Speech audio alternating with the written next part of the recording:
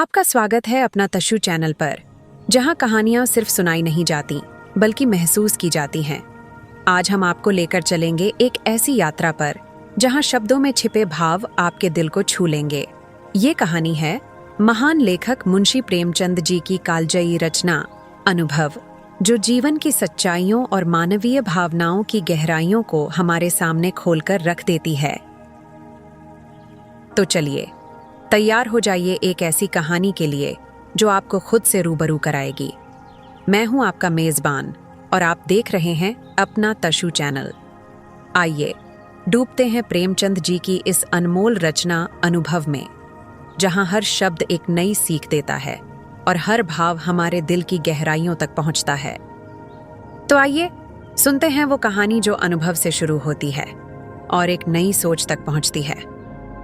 प्रियतम को 1 वर्ष की सजा हो गई और अपराध केवल इतना था कि 3 दिन पहले जेठ की तपती दोपहरी में उन्होंने राष्ट्र के कई सेवकों का शरबत पान से सत्कार किया था।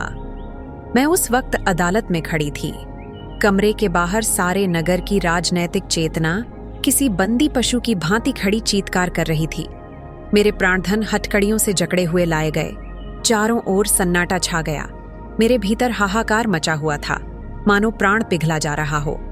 आवेश की लहरें सी उठ उठकर समस्त शरीर को रोमांचित किए देती थीं। ओह, इतना गर्व मुझे कभी नहीं हुआ था।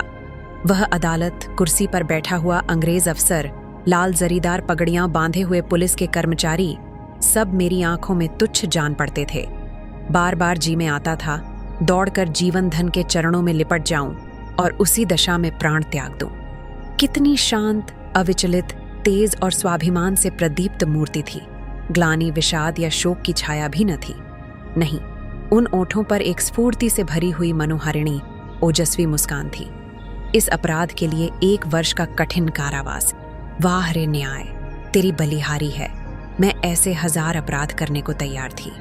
प्राणनाथ ने चलते समय एक बार मेरी ओर देखा, कुछ मुस्कुराए, फिर उनकी मुद्रा कठोर हो गई। अदालत से लौटकर मैंने 5 रुपये की मिठाई मंगवाई और स्वयं सेवकों को बुलाकर खिलाया।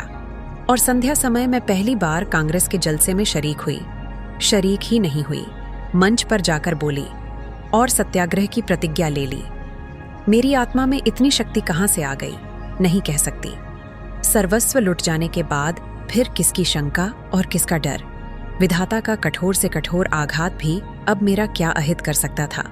दूसरे दिन मैंने 2 तार दिए, एक पिताजी को, दूसरा ससुर जी को। ससुर जी पेंशन पाते थे। पिताजी जंगल के महकमे में अच्छे पद पर थे, पर सारा दिन गुजर गया। तार का जवाब न दारद। दूसरे दिन भी कोई जवाब नहीं। तीसरे दिन दोनों महाशयों के पत्र आए। दोनों जामे से बाहर थे। ससुर जी ने लिखा, आशा थी तुम लोग बुढ़ापे में मेरा पालन करोगे। तुमने उस आशा पर पानी फेर दिया। क्या अब चाहती हो मैं भिक्षा मांगूं? मैं सरकार से पेंशन पाता हूं।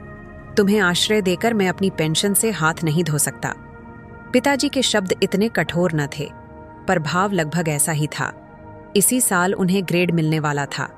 वह मुझे बुलाएंगे तो संभव है ग्रेड से वंचित होना पड़े। हाँ, वह मेरी सहायता मौखिक रूप से करने को तैयार थे। मैंने दोनों पत्र फाड़कर फेंक दिए और उन्हें कोई पत्र न लिखा। हाँ स्वार्थ, तेरी माया कितनी प्रबल है। अपना ही पिता केवल स्वार्थ में बाधा पड़ने के भय से लड़की की तरफ से इतना निर्दय हो जाए। अपना ससुर अपनी बहू की ओर से इतना उदासीन हो जाए। मगर अभी मेरी उम्र ही क्या है। अभी तो सारी दुनिया देखने को पड़ी है। अब तक मैं अपने विषय में निश्चिंत थी, लेकिन अब यह नई चिंता सवार हुई।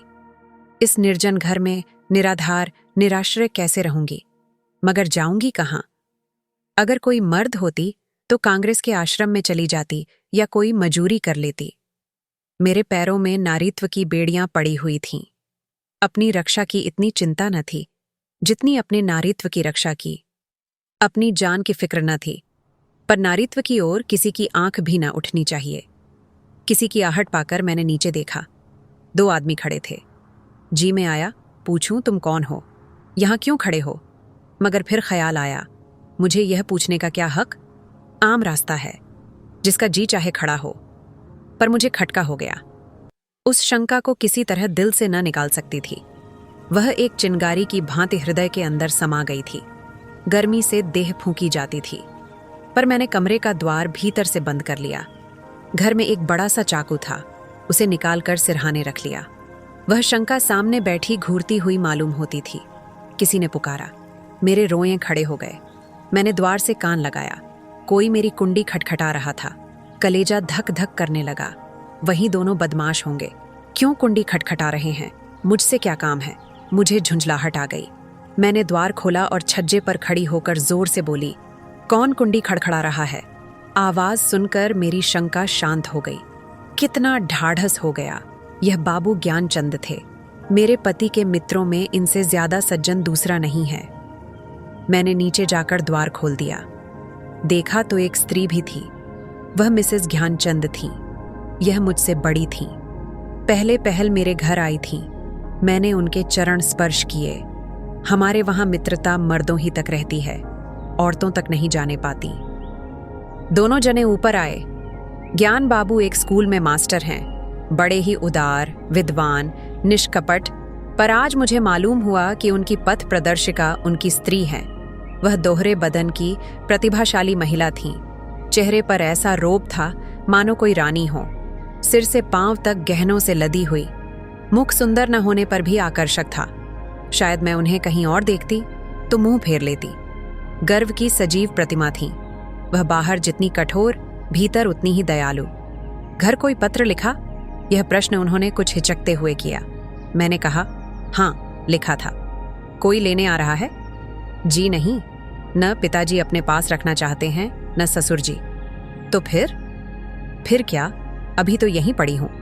तो मेरे घर क्यों नहीं चलती? अकेले तो इस घर में मैं न रहने दूंगी।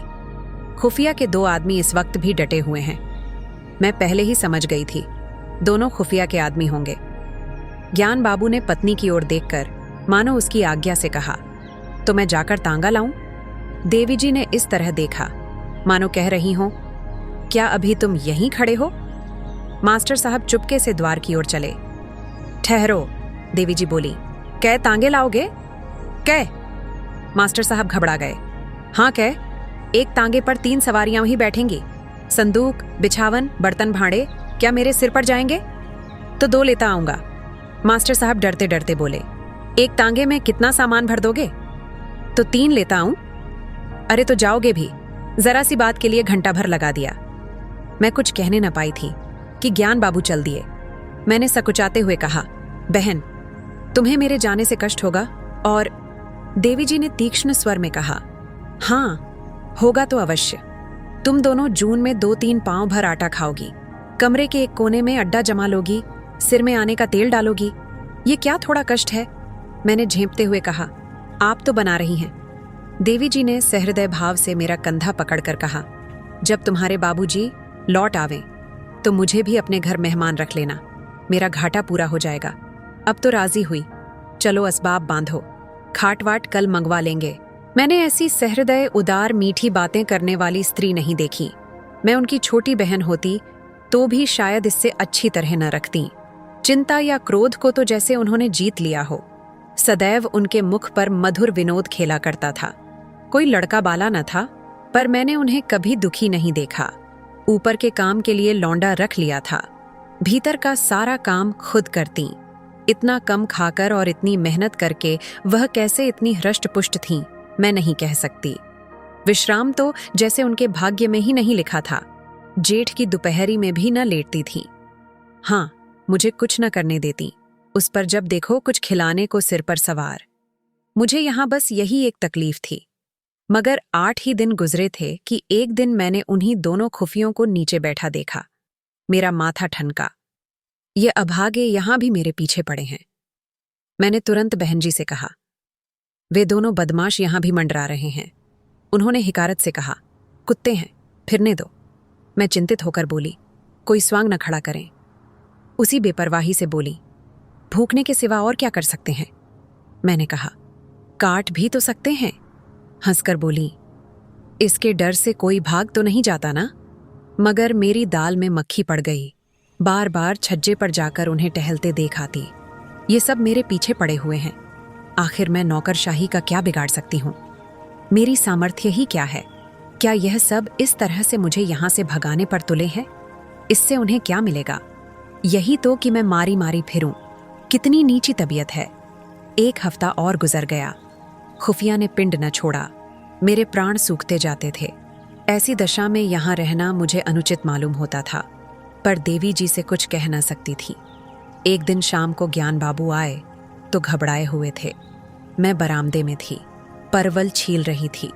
ज्ञान बाबू ने कमरे में जाकर देवी जी को इशारे से बुलाया और इस तरह खत्म होती है मुंशी प्रेमचंद जी की दिल को छू लेने वाली कहानी अनुभव।